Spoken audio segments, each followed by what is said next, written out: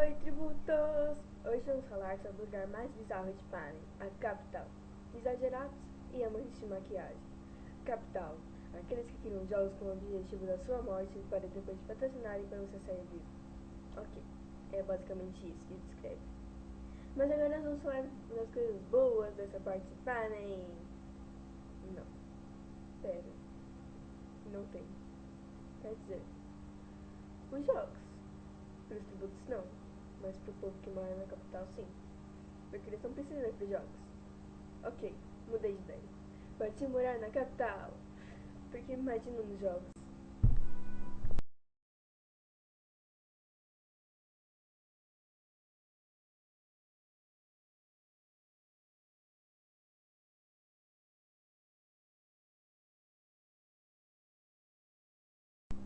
É, não foi uma boa ideia. Conclusão. Vantagens da capital. Comida e dinheiro. Desvantagens da capital. Tudo o que não seja comida e dinheiro.